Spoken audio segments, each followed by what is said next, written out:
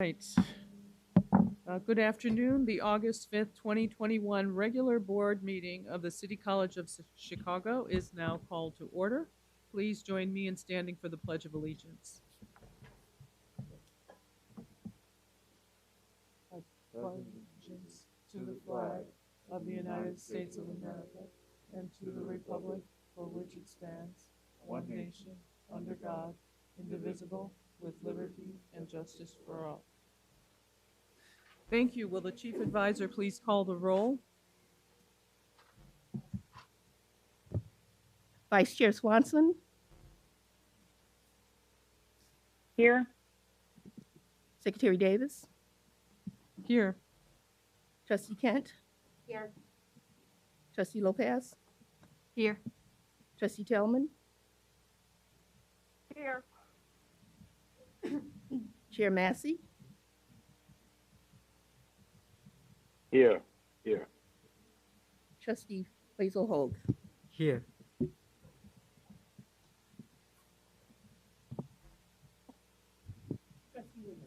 Here.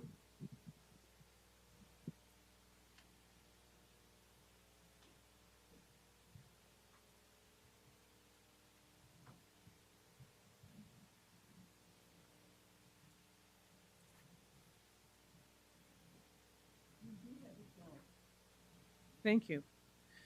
Let the record show that in accordance with the Illinois Public Community College Act and the Illinois Open Meetings Act, we have a quorum. I'll make a few remarks at this point. I just want to welcome everyone to our second in-person meeting since the start of the pandemic. And I'm very pleased to see everyone here. Thank you, President Lopez, for hosting our meeting and all for joining us today.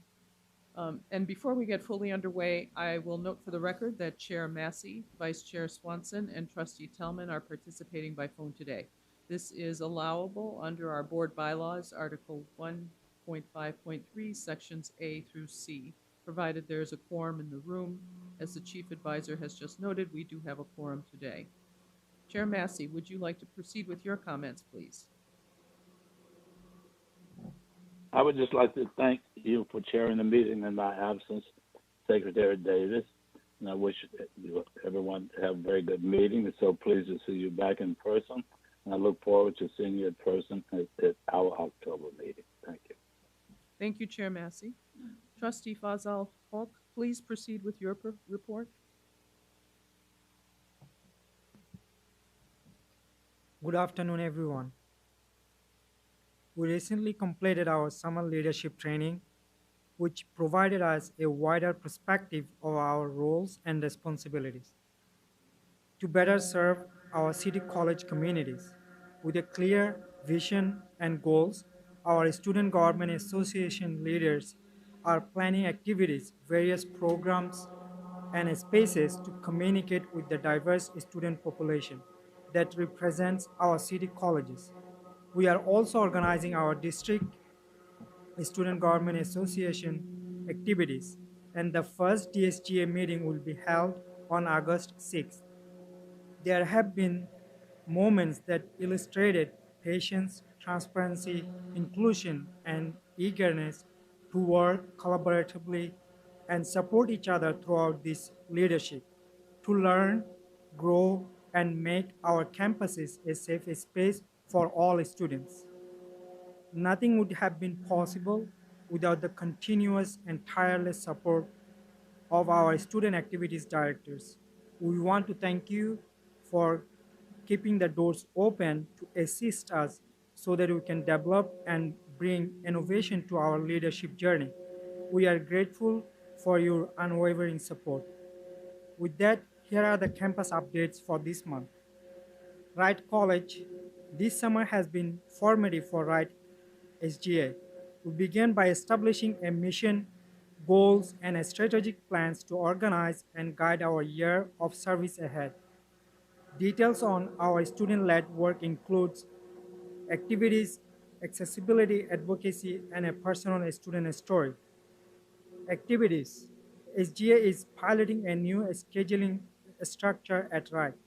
The activity hours In this student-led initiative, the college schedule clears time for students to automatically have a window of opportunity for involvement for student activities, events, workshops, organizations, and resources at a dedicated time. Right students will always find activities and special resources all across the campus and virtually, with activity hours from 3:30 p.m. to 4:20 p.m. every Tuesday and Thursday. SGA has planned many events for the fall semester already. Coming this September in our annual Ulbar Palooza, our largest student activities and a student organizations event of the year. This year is Hawaiian themed. Please join us. All student events and organizations will be virtually implemented with another new implementation going on this fall. Presence is software where all rights students will find an easy one stop for engaging with all student activities virtually. Accessibility. SGA is involved in managing new space taking shape at RIPE, including a new on-campus lead center and SGA headquarters. We are looking forward to utilizing this reimagined and centrally located position on campus for our student clubs and organizations to create better and increase student-to-student access. A story. This summer, Wright student James Featherstone participated in an online learning opportunity and competition with the NASA Community College Aerospace Scholar Program. As project manager, James leads a team of other community college students virtually from across the country. In the competition, James worked for victory as the winning team this year. Congratulations, James. Daily College, our Welcome Week Fall 2021, SGA will be providing welcome packs to all students on Monday, August 30th from 1 p.m. to 3:30 p.m. Tuesday, August 31st at 2:30 p.m. is known your Trivia Virtual Game Day.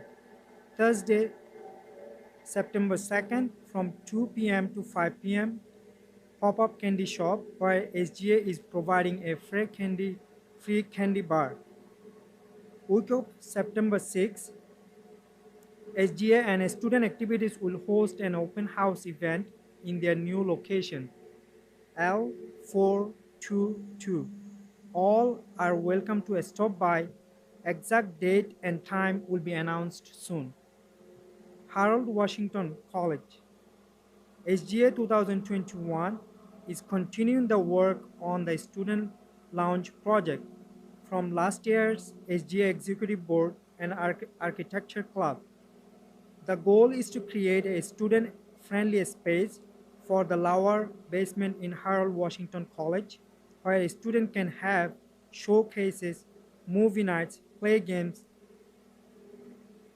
and build camaraderie.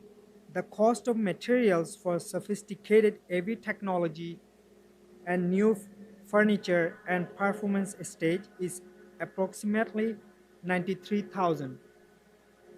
Truman College. At Truman, we are still planning the weeks of welcome events, which will include different activities for the students to engage with their college community. We will be providing school supplies through swag programming such as True College Life 101 and Kahoot to help kick our year off. Of course, there will always be a lot of true pride. In addition, SGA will be collaborating with departments on campus to welcome our first year students to campus the week prior to school starting. That week of programming will be focused completely on onboarding our new Falcon to our family.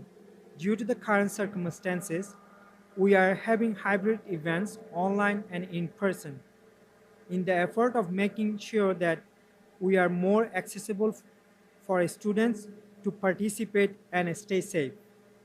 Please note that our weeks of welcome runs the first 6 weeks of each semester.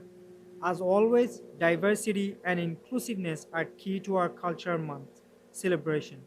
We have officially extended our invitation to our Truman community to begin the planning of Latinx Heritage Month and have begun to brainstorm ideas along with students and staff to have a better output where everyone feels part of our community.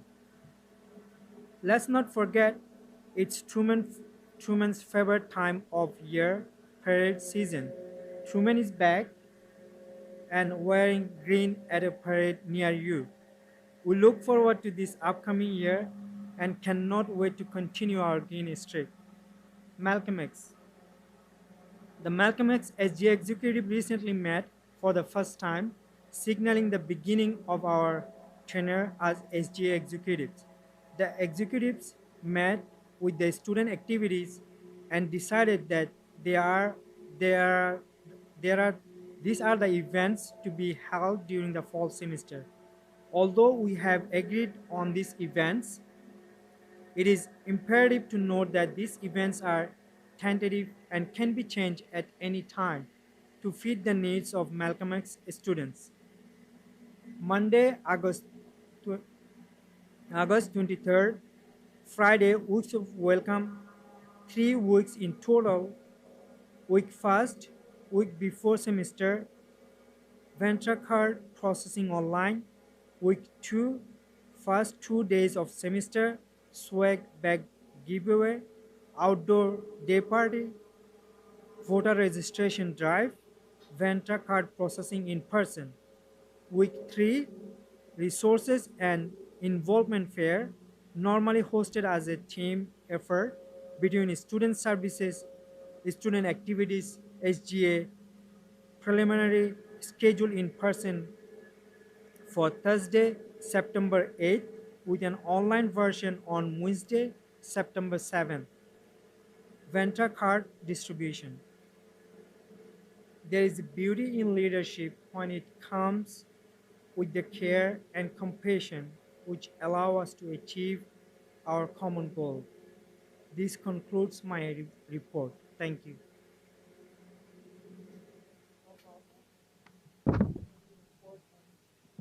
Student government and other activities on campus. Chancellor Salgado, would you please proceed with your remarks? Thank you. Good afternoon to everyone. Early today in our committee meeting, we heard from district and college staff about our efforts to prepare for our full-term return to work and in-person classes and services. I want to take this moment to thank all of those that have kept city colleges moving forward in spite of all the adjustments we have had to make in these past 18 months.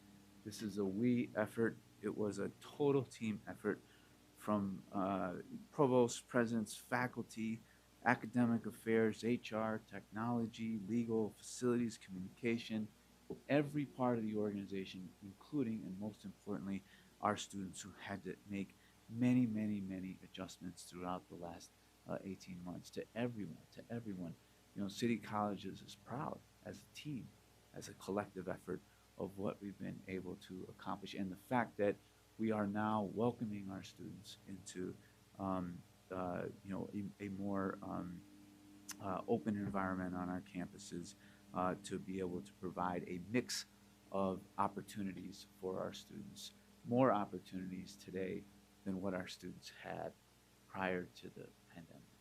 And we're very proud of that. I do want to point out and thank AVC of Administrative Services, David Anthony, for his leadership. You've taken on added responsibilities throughout this pandemic, working to ensure that all of our locations are following the CDPH guidelines, helping with the setup of the vaccination and testing locations, getting equipment, all of those extra things. And I just realized that over the last few months I haven't said a special thank you to you. So special thank you to you, David Anthony, for all your efforts. Shortly, we will hear from Chief of Staff Herrero about the use of our federal HERF funds, including the launch of a new effort, Future Ready, which offers more than 60 credit continuing education programs at no cost to Chicagoans this fall. Since spring 2020 semester, I also want to point out that we have paid off $4.1 million in student balances using federal stimulus funds, helping more than 5,900 students continue their education during the pandemic. In addition, City College's Fresh Start Debt Relief Program attracted more than 900 students to return to college in the past year and a half. Of those students, this is the program where we are waiving the debt, okay, upon the return of our students. And so we're very proud of it, eliminating those barriers to their education, allowing them to move forward in the economy. With that in mind, registration for 16-week fall courses ends August 26th. We encourage everyone to take advantage of the many opportunities: adult education, continuing education, credit courses, financial supports. Of course, for adult education, it's free, but for our credit courses, we have financial supports, and we now have Future Ready as well, available for those that are here in Chicago ready to get their careers jump-started. I do want to recognize progress we've made on other fronts. We recently reached tentative agreements with our CLOC, our adjunct union representing our adjunct faculty, as well as SEIU representing our janitorial staff. We hope to bring these contracts to the board at our October meeting. I do want to again thank our bargaining teams for their work on reaching these agreements. I also like to congratulate Olive Harvard College and Wright College for being chosen as 2 of 7 community colleges statewide to take part in the Illinois Cannabis Community College Vocational Pilot Program. This license will allow the colleges to teach and grow up to 40 cannabis plants for experimental hands-on learning in a new and rapidly growing industry. And as was pointed out during the committee meeting, this is also a great example of our colleges working together, right? And we have this happening across city colleges. We use the term 7 strong in order to share how important each campus is, but also how important it is when each campus works together, right? And when we as a district all together, right, work together to advance the interest of our students and communities, which is a collective one. I want to recognize a few, leadership things that are happening that are really worth noting. I do want to recognize Truman College Vice President Kate Connor, who's been awarded an Aspen Rising President Fellowship. As Truman President Sean Jackson noted when he told me about the great news, the Aspen Institute receives applications from all over the country seeking out leaders who are inspired to improve student outcomes. Kate is a stellar example of leadership pipeline at the City Colleges of Chicago, and we congratulate her. Daly College Chair and longtime Professor C.J. Sikora was named one of the 20 most influential people in academics by Smart Manufacturing magazine. Richard Hayes, who is our City College's District Director of Student Financial Aid, and the best TV and radio personality we have at City Colleges of Chicago, bar none. I challenge anyone in this institution to go toe-to-toe with Richard Hayes. He's an incredible voice for students and will serve as the CCC representative for the Bank on Illinois Commission's Committee on Financial Empowerment, okay? And I saw him the other day at Olive Harvey. He came from Olive Harvey, but now he's at the district office. He's delighted to be in this role. And also Iris Millan, District Director of Government Affairs at City Colleges of Chicago, who was selected for the Leadership Greater Chicago 2022 class of its Signature Fellows program.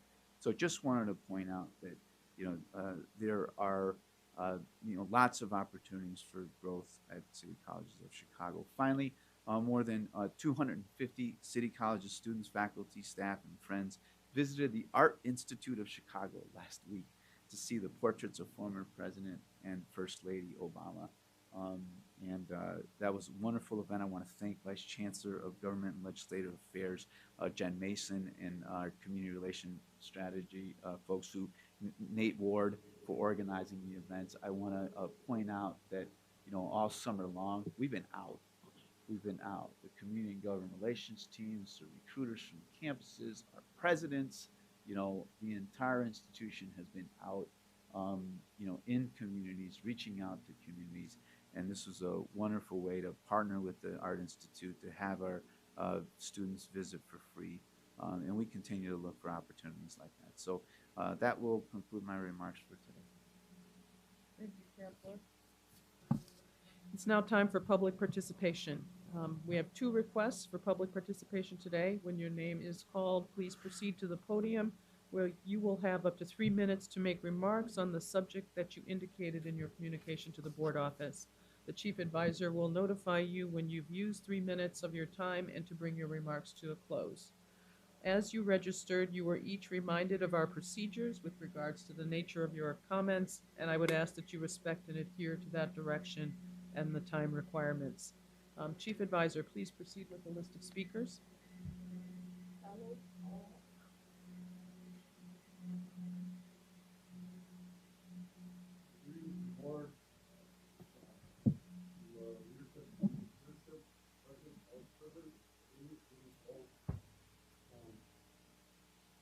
My name is Carlos Kohler.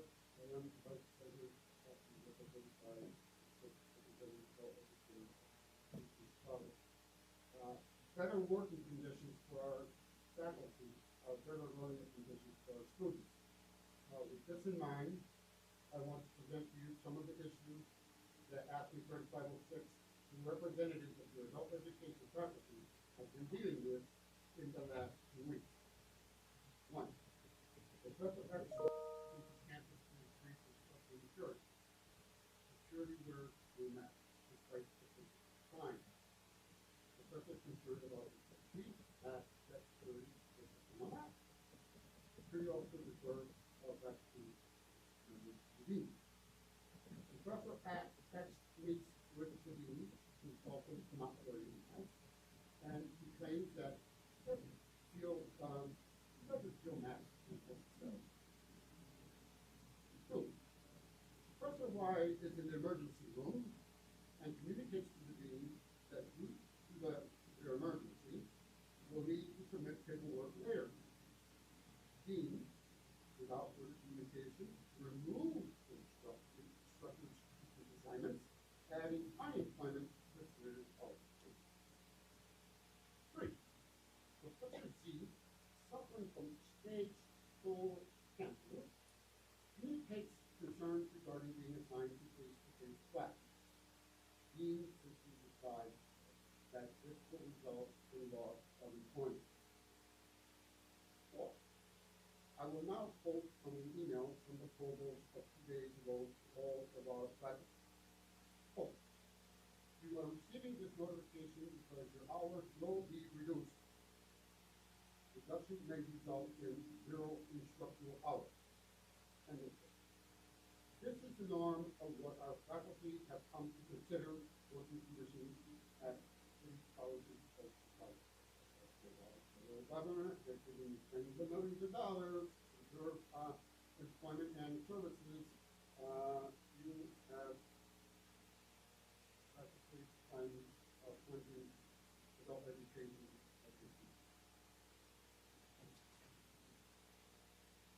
Of course, later on and behind closed doors, they will explain them away when you question administration on these practices. But their explanations will not make these issues go away. And when you find yourself back at work and at your meetings with fellow executives and or clients and friends, they will probably put you on the back, pat you on the back, and want to talk about how they have read one more interview of Chancellor Soldado. Thank you. Interrupt them and say, yeah, our two teachers are doing a pretty good job despite the fact that we treat them like scum.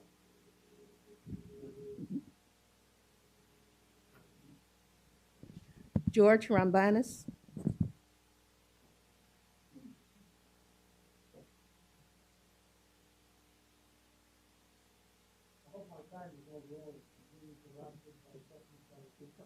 let me know when my time starts. Is my time starting right now? Your time is Okay. starting now. All right, thank you. It's really nice to see everybody face to face.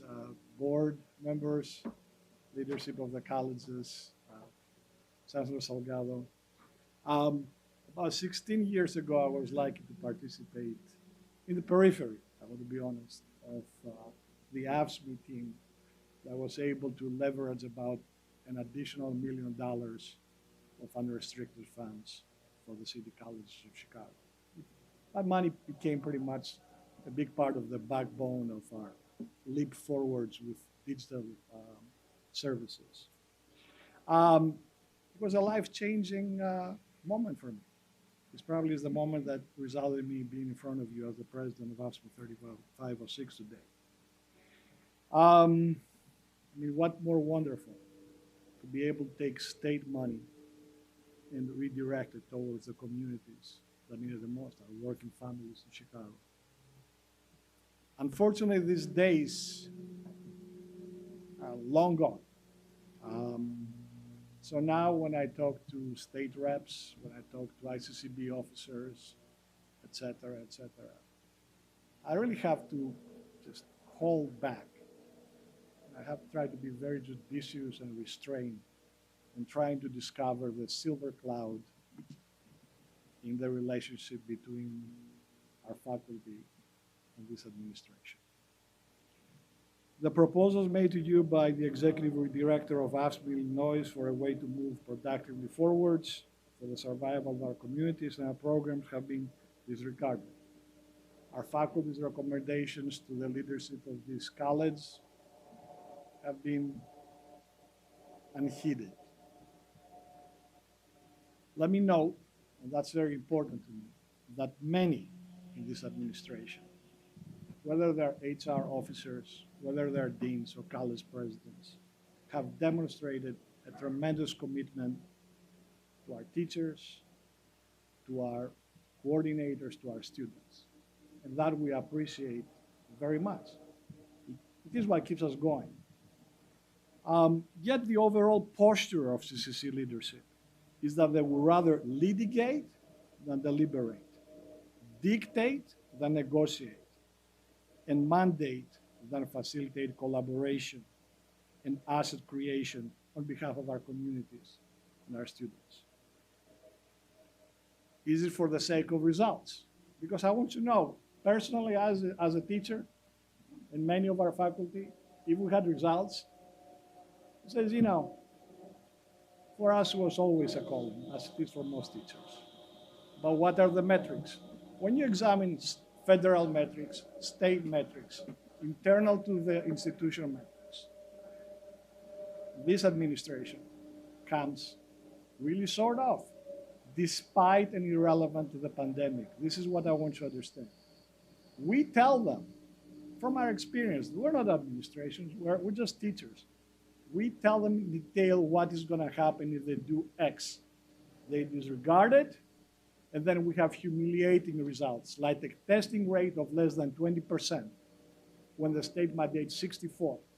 And when they claim pandemic, I can point to a number of other programs, other colleges throughout the state that have exceeded these metrics. Why? Because they did what their faculty said, that what needs to happen. Sometimes it means that division and dividing people right now in adult education Thank has you. become like a purpose. Thank you. Your time of its is up.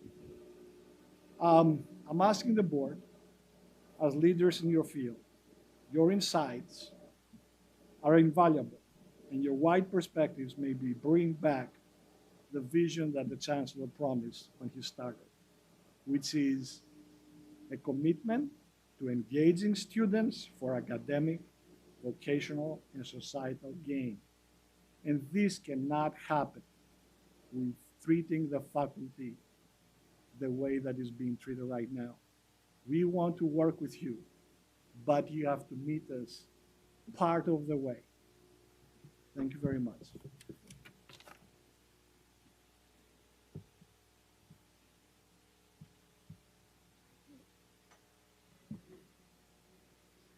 We'll move on to district updates. Chief of Staff Veronica Herrero, please proceed with the district presentation.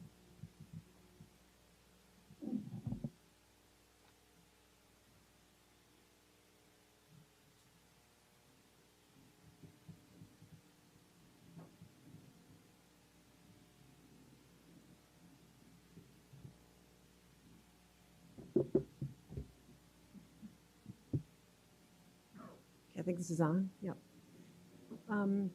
Hello, trustees, chancellor, colleagues. I am here to share with you a very brief overview of Future Ready. It is a program that we launched just a short 2 weeks ago, so I'm very excited to share this overview with you today.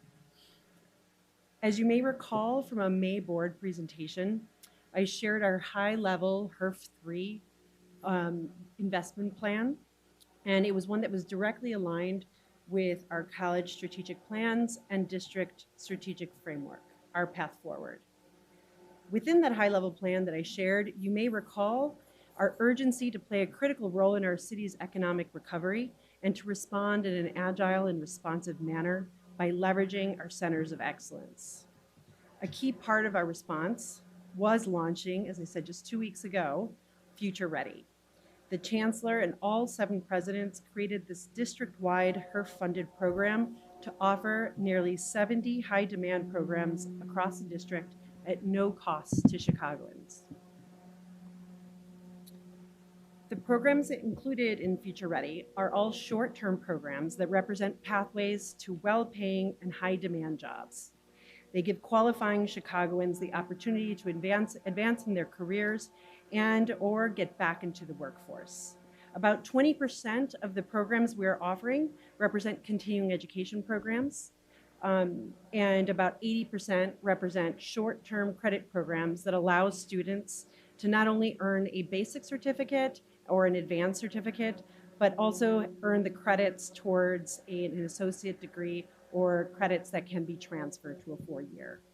There is a diverse range of fields represented among the Future Ready programs, including healthcare, technology, auto tech, cannabis operations, among others. To be eligible for Future Ready this fall term, students can be new to CCC. They could have taken adult education or CE courses in the past and just be ready to move to credit. They can be currently enrolled students currently enrolled students are also eligible if they wish to change their program to one of the Future Ready programs. Previously enrolled students who have been away for 2 semesters or longer and left in good standing are eligible to apply. Applicants must be Chicago residents, and this also includes Chicago residents with undocumented status.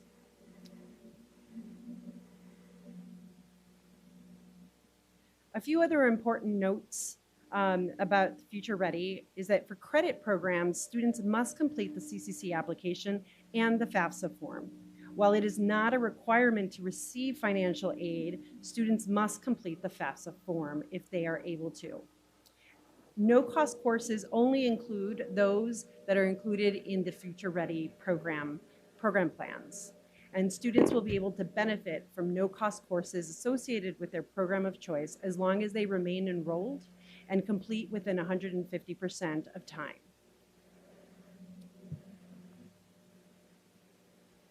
So thanks to Director Lisa Stoke and Edith Morrow, we've set up this very comprehensive webpage where interested individuals can peruse the programs offered.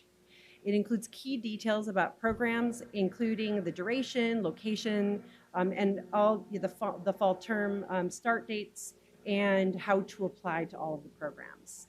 The Marcom team has been very active in promoting Future Ready through a comprehensive PR plan, including interviews and stories in both English and Spanish, on TV, radio, and digital, as well as paid and organic social media.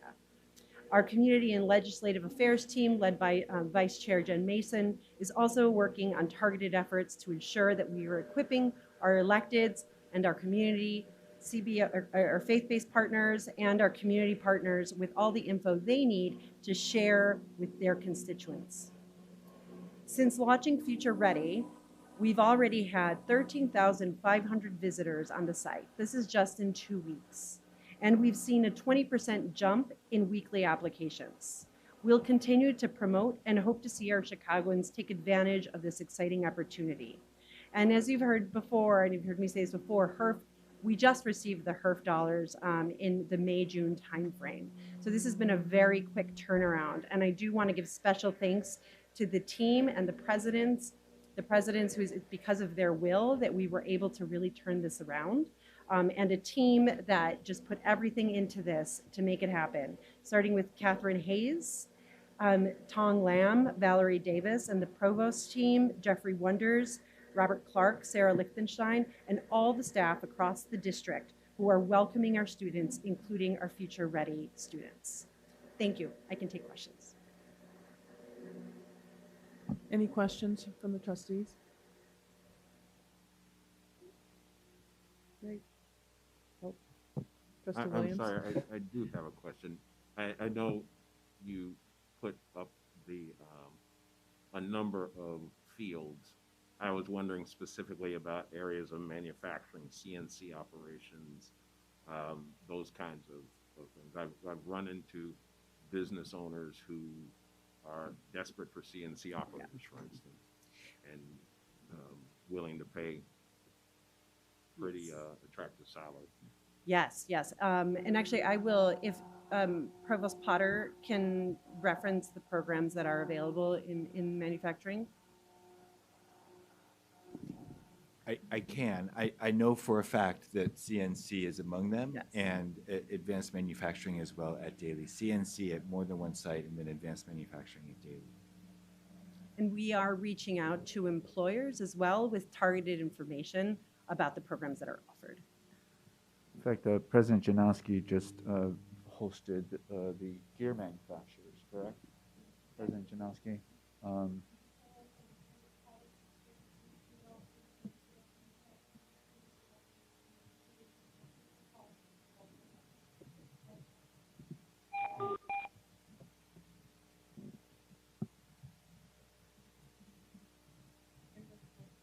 Any other questions?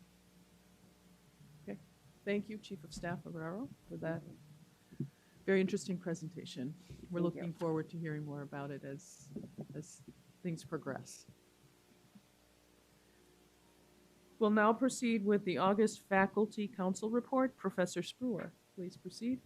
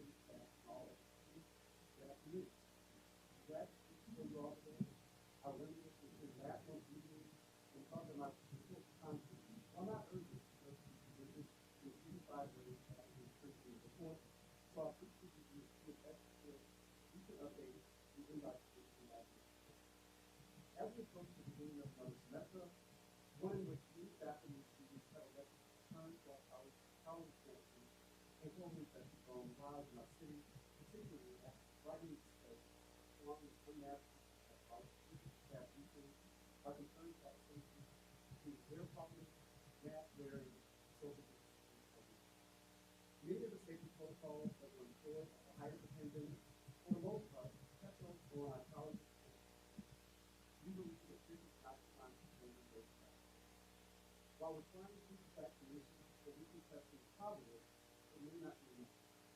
A study detailing COVID-19 outbreaks that started July 3rd in Provincetown, Massachusetts, about 469 cases, found that 3/4 of cases were fully vaccinated.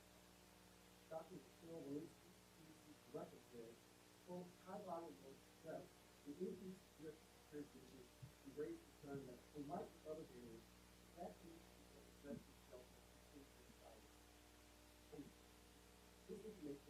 grade point. So while that can be true, highly effective in providing intervention, hospitalization, and death, I did have to staff and staff and students when I say I am totally open to this practice, even in my and so something that makes it simple individual. What may be a mild case for one, for another. And this doesn't even account for unvaccinated, maybe compromised Muted. the strict mask wearing mandate retailers that we employ is very much in line with CDC, other structures, health guidelines. So we have to be clear that those are straight conduct. So we all know that others operate. One of us is stepping away from the dogged, lowering that side staff to allow for greater participation. For both safety and for disruption, in the event that you're able to reduce that side later, why not take this precaution now? Why not prioritize care for people now? Why not act in ways that is humanizing now? The response of, at this time, the health department guidelines don't require not an acceptable response. Not quite students, but we do need to prepare students and students. And I'm sure that the health department would suggest that herding 35 people into a 40 incident space for 50 minutes and upwards is what they had in mind to provide guidelines. So, while we are very clear that there hasn't been a social distancing mandate, thank you, a social distancing mandate, if anyone is unable to see the trend of infections and where we are headed, let this be a clarion call. We are careening towards stricter mask mandates and social distancing, if not another shutdown. Let's err on the side of caution and use some of the HERF funds to subsidize the cost of running classes at lower enrollment caps. While some may find the following statement debatable, and in certain situations they may be correct, on the whole, and compared to other institutions and industries, I think that our administrators have done a lot to keep us safe in such an unprecedented event. I don't think we should turn back now. I'd like to thank AVC Herrero for presenting on Future Ready, but I must take a moment to mention that faculty do have some concerns about this. Not the initiative itself, but that one, the language used to promote it is somewhat misleading. While at no cost to students is an accurate statement, students don't understand that if they are eligible for federal financial aid, that this will begin their financial aid clock and could have implications for them if they choose to come back to school and enter a program in which the certificate does not stack.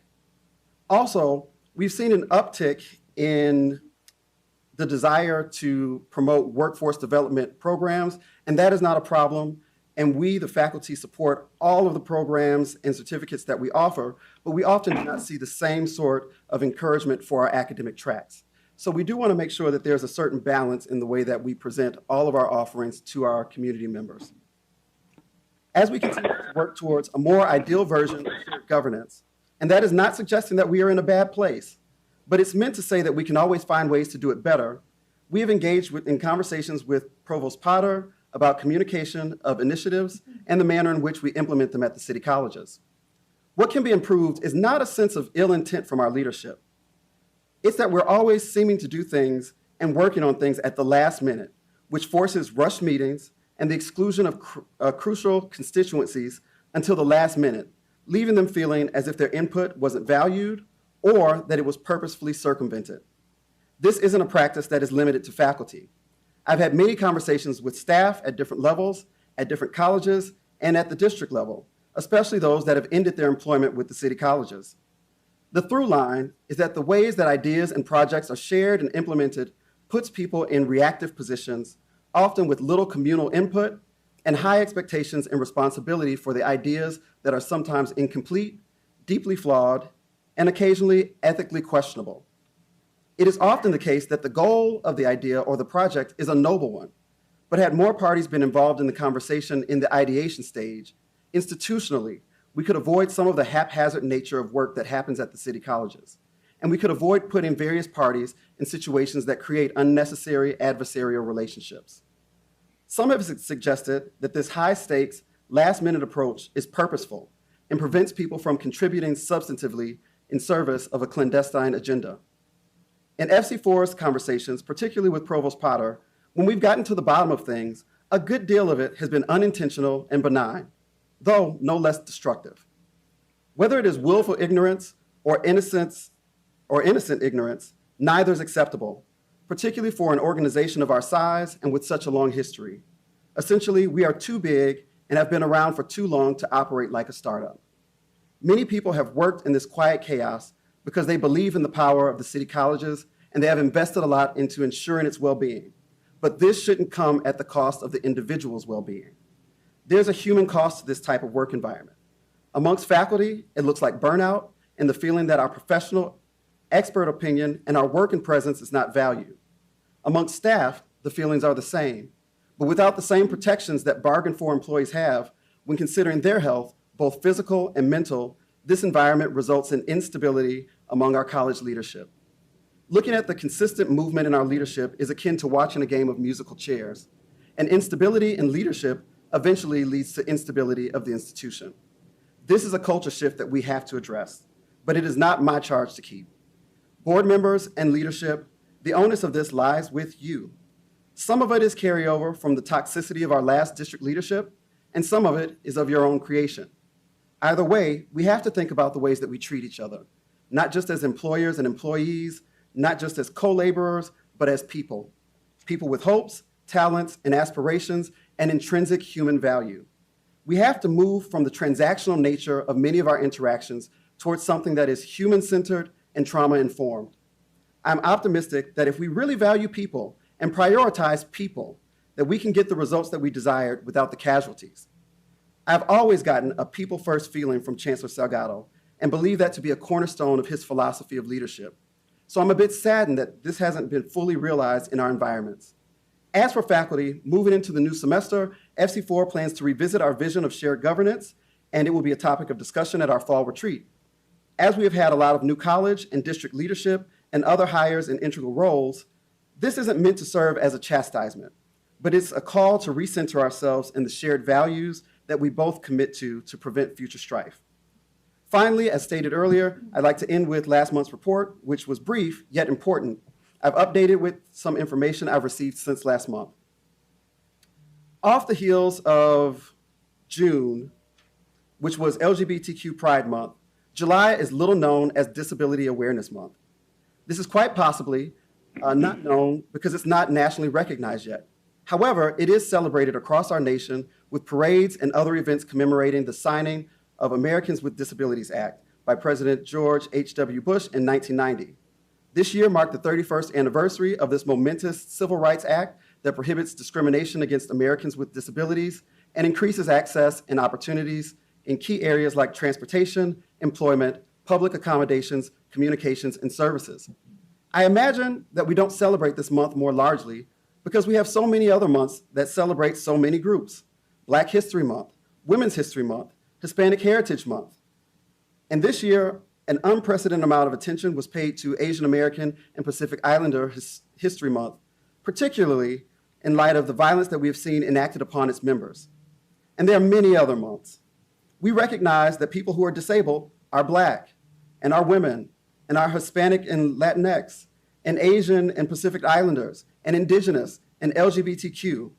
We consider that the contributions of these people who are disabled can be categorized into one or more of their other identities. And we often think how they have contributed despite their disability. We add to them the label of resilient. Disability Awareness Month doesn't just give us an opportunity to highlight individuals with disabilities and to showcase their resilience. Rather, it should call us to ask ourselves, what barriers has the abled world put up that cause individuals to have to be resilient? Are there ways that we could create a level of ease for these individuals that abled people enjoy without question? Studying to earn a degree or completing challenging work at one's job requires resilience. Coming to school or work and having the ability to enter the building should not require resilience. Getting information that is given to everyone shouldn't require resilience. And certainly being respected in a space where one rightfully belongs shouldn't require resilience. Yet, policies, procedures, and practices exist that demand people with disabilities to exert inordinate amounts of time and energy, both physically and mentally, that they ought not have to. So in commemoration of Disability Awareness Month, I want to highlight the ways that FC4 has been able to engage with the universal work of accessibility. This summer, Dr. Stephanie Craw has started what I believe to be some of the most important work that I've been able to engage in my time at the city colleges, which is assembling individuals across the colleges from multiple constituencies in the development of a district-wide accessibility plan to identify, assess, and recommend improvements to policies, practices, and district-wide infrastructures, which are inequitable and prohibit accessibility for some members of our community. The committee has met 3 times, and the work coming from it is both exciting and past due. The commitment to serving all members of our community and the ability to be aware of our own practices and listen to others with humility is what I have witnessed in this group. It is both beyond commendable, but at the same time, it should be the minimal expectation of all of us. I became aware of this group because this summer I had a student who was deaf in my class. In an effort to serve her well, I called together everyone that I could think of who may touch this student's tenure with us. I called together our DAC director, tutoring coordinator, interpreters, all of these people for a few meetings. One, to think through the student's history and the available service, and another one with the student. This has turned into an ongoing conversation about how we can better serve our students with hearing impairments. I'm not saying this to applaud myself for doing the work. As a matter of fact, I'm deeply embarrassed that I haven't invested myself in a similar manner to other students who come with accommodations. And this experience has changed the way that I'll engage with students with disabilities forever, hopefully for the better. I'm saying this to say that along the way, we have been able to pinpoint some very specific ways that we could have done better. Positions that don't exist that should, trainings that need to occur for faculty and staff, reimagining of curriculum that needs to happen, coordination of services that could be smoother, funding that needs to be appropriated, so forth and so on. There are service gaps that affect this student, and I'm certain that if we ask students, faculty, and staff, they could off the top of their heads rattle off changes that need to be made that we've never considered. During my work with and for this student, I was able to meet Nathan Blair, who is currently the manager for specialized student services through our wellness centers and works extensively with the coordination of our sign language interpreters. But I'm over the moon to see that he is listed in today's board packet as being up for promotion to the role of District Director of Student Accessibility Services. Seeing him in action and considering his passion and expertise in this area is, without reservation, why I support his promotion. As an institution that has committed itself to equity and inclusion, the positioning of qualified and principled people in these roles is crucial to the manifesting of this goal. And I could recommend no one finer or more well-suited to carry out this work moving forward. To my understanding, Director Blair, and I love the ring of that, will take over the work of the Accessibility Plan Committee, and faculty stand at the ready to serve. Similarly, I'd like to highlight the work that Monica Freeland, District Director of Assessment and Accreditation and Educational Quality, has been doing in the realm of faculty development. She has been working diligently to draft a framework for faculty development, which includes 7 larger faculty objectives that are informed by varying committee notes, conversations with internal stakeholders, and feedback from development sessions through academic year 2020-2021. They will be shared widely later this month for further engagement and refining to include all stakeholders. The third objective will have its kickoff during Faculty Development Week, and it focuses on faculty demonstrating inclusivity in their instructional approaches and practices. In terms of instruction, that would include development aimed at supporting faculty in understanding of accessibility and inclusive pedagogy, and supporting faculty in the practice of accessibility and inclusivity by providing resources and tools to ensure their instructional design and practice include both, and in understanding trauma-informed and healing-centered pedagogy, and provide tools and resources for faculty to practice trauma-informed and healing-centered instructional design. This is a great inroad for faculty to consider the impact we have on accessibility and the way we can make positive changes. Finally, as I and others have said many times over the past year, 2 things that the pandemic has done: 1, exacerbated some iniquities, while 2, correcting others. On one hand, we found that many students and faculty don't do well in the remote modality, but we've also found that we were able to serve students for whom, for many reasons, were previously unable to attend classes in our physical spaces, but who desired more than a fully asynchronous experience. As we look forward, using the lens of accessibility and equity, we recognize that to varying degrees, we have to make space for both modalities if we want to ensure that we serve all of our community members. To support this work, Provost Potter suggested that we begin researching the high flex teaching modality in an effort to pilot it in the near future. For those unfamiliar with high flex, it is a modality that allows a high level of flexibility for the student to attend class. There is no hard and fast definition, but in many cases, students are able to move between synchronous, remote live, and asynchronous modalities, which allows them greater access to education that fits their lives. Again, this may not be the model that we adopt, but flexibility is the hallmark of the modality. Many of our students are parents, caregivers, and workers. Many live in parts of the city that don't allow them travel time to access classes at a college that isn't in their relative area. We have students who face microaggressions and sometimes violence commuting to our colleges. We also have students who have mobility issues. For all of these students, the ability to take a class remotely could be the difference between them being able to complete a degree or not. So last month, when I asked the board if I could teleconference into the meeting and found that we were only attending in person, particularly after we had been holding board meetings via Zoom for an entire year, I felt like it was a regressive move that wasn't in alignment with the accessibility and equity work that institutionally we are doing, particularly the work that I've highlighted today. If we can ask everyone in the institution to make accommodations that will increase accessibility, it seems to me that the mentality must also extend all the way up to our board and our board meetings. I want to acknowledge that there have been incremental changes to our board meetings that have greatly improved accessibility and transparency, namely moving the meeting time from 9 a.m. to 2:30 p.m., though some would argue it could be held even later to accommodate working individuals, and many K-12 and college boards have done so. Also, we are streaming the meetings on YouTube, which has been an incredible change. More people have been able to join the meeting than ever. This is evidenced by the amount of correspondence I receive from individuals who stream the meetings and message me concerning happenings of the meetings and information presented. This has been positive. While virtual meetings were a necessity of our circumstances, finding ways to continue to allow participants to engage virtually isn't a practice that should be jettisoned.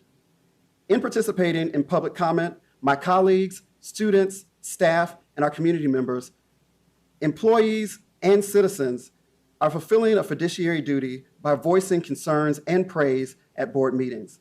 It is one way that they act in the best interest of our institutions. Everyone should have the opportunity to address the board in real time with their voices, and allowing them to do so remotely is one way that we increase access. It is also a way that we address questions of equity, like who can afford to take off from work or afford childcare to join a 2 p.m. meeting? Who can travel downtown to a building with no parking in a room situated on an upper level floor? Particularly when we have college campuses that would better suit the needs of those who are disabled. Who can afford to pay what is sometimes more than an entire hour's worth of work for parking? I paid $20 for parking today. Again, when we have 6 other campuses with free accessible parking. And when we say that individuals who cannot come in person may write to the board, we are making middle class and upper class assumptions about individuals' comfort, ability, and feelings of personal agency in expressing themselves in the written form. This often disadvantages people who come from cultures that preference the oral tradition.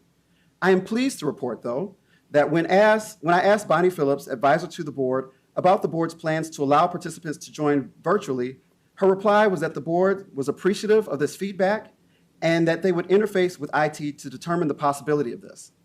If we are able to create teaching experiences in which an instructor and some students are in a class and others are able to join virtually, I'm confident that our IT department will be able to create a solution to this issue.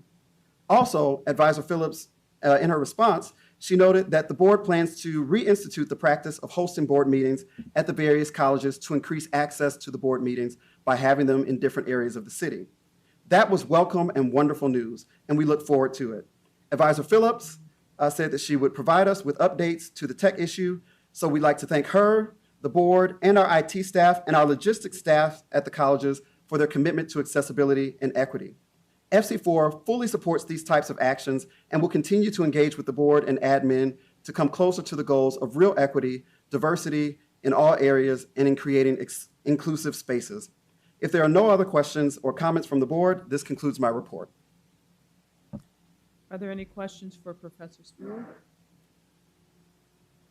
If not, Thank you so much.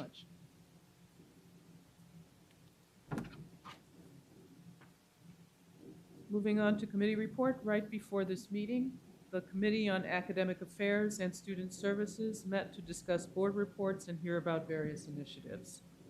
I want to express our thanks to Chancellor Salgado and Provost Potter and their exceptional teams for those presentations and the discussion. Finally, the committee also reviewed the resolutions, personnel report, resource development report, agreements, purchases, and legal invoices contained in the April regular board packet, August regular board packet that is being brought before the board today for final action. That concludes the Academic Affairs and Student Services report. We'll now proceed to consider the items on the August 5th, 2021 consent agenda. The substantive details have been posted on the board website consistent with our practice. We will now proceed to consider the items on the August 5th, 2021 consent agenda. This month, all items for board action are on the consent agenda, which is printed on the paper you hopefully picked up outside of this room. I would note again for the record that these items were discussed in detail in the committee meeting that immediately preceded this board meeting. Does any trustee have questions or comments on any of the items listed on the consent agenda or wish for separate action on any of these items? Please.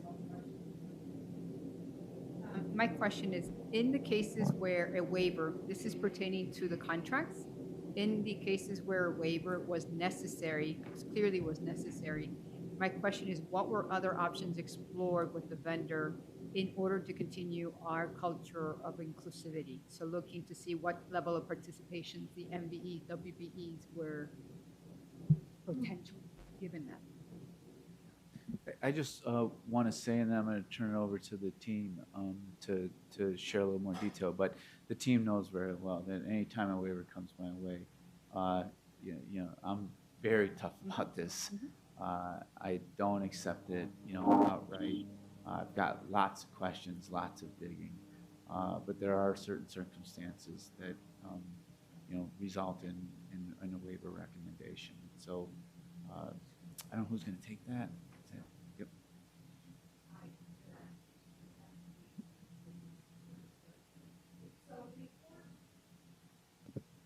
In accordance with the board approved participation plan, this board has established goals of 25% for MBE, 7% for WBE. Those goals can be met by direct participation and indirect participation. Direct participation is allowed when the work is able to be segmented as such that a subcontractor can provide direct services as a result of the contract that is awarded by city colleges. In the event direct participation is not permitted or is not feasible, a contractor can meet the goal by indirect participation. Indirect participation means that a certified MBE or WBE firm engages with the vendor to support its overall operations, such as accounting, being a lawyer, insurance, brokerage. When we send the Appendix 1 requesting for participation of this board-approved plan, we always ask vendors to meet the plan by direct participation, and if they are not able to do so, to consider indirect participation. The comment that we tend to get is that for our plan, as well as the plans for any government entity, those MBE and WBE firms must be certified. So while a vendor may do business with a woman-owned company or a minority-owned company, in many instances, those firms are not certified either for size limitations or other purposes. Jesus. So sorry to understand. So in those scenarios, they are working proactively with a woman-owned business or a Black-owned business or Latino-owned business, but it's just that they're not officially certified. Correct. It's one of the comments that we tend to get back from firms. They say that, hey, we do business with this company, but they're larger now. They're graduated out. They're no longer certified. Or we do business with a minority-owned firm or a women-owned firm, and they support our overall operations for indirect participation, but they have chosen not to get certified. And the only way that we can count such participation is that that firm is certified by an agency that we recognize. Thank you. There are some instances that are not that. we sometimes do piggyback contracts, right? I mean, I've come across some other instances that are not that, you know, that result in a waiver as well. So I want to make sure, Jacinta, that we just share a few of the other types of situations, you know, where a waiver might come through. Sure. So in the instance of a piggyback chancellor, we would still ask that vendor if they have any certified MBE or WBE firms that they do business with on a direct or indirect basis. And if they do, we would include that as a part of the participation plan as well. Thank you. Any other questions? If not, and no request for separate action, may I have a motion to approve the resolutions, the personnel report, resource development report, and the various agreements, purchases, and legal invoices contained in the consent agenda and identified as part of the printed agenda on a single roll call vote? So moved. Is there a second? Second. Thank you.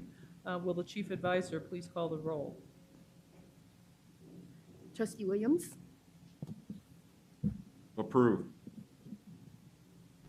Trustee Basil Hall, Approved. Trustee Lopez, Approved. Trustee Kent. Approved. Secretary Davis, Approved. Vice Chair Swanson, Chair Massey. Approved.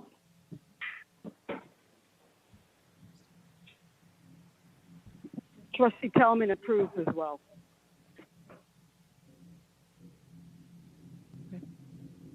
Thank you.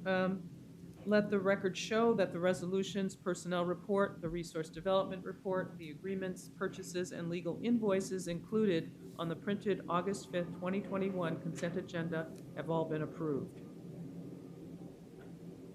Thank you for your remarks. Now, and in accordance with the Illinois Open Meetings Act, the board may hold a closed session for the discussion of matters related to a number of specified topics. Today's closed session will be for the discussion of matters related to 2C2 collective negotiating matters between the public body and its employees or their representatives, or deliberations concerning salary schedules for one or more classes of employees. May I have a motion to go into a closed session with a roll call vote? So moved. Secretary Second. Davis, Approved. Trustee Kent. Approved. Trustee Lopez. Listening. Approved. Approved. Approved. Approved. Vice Chair Swanson.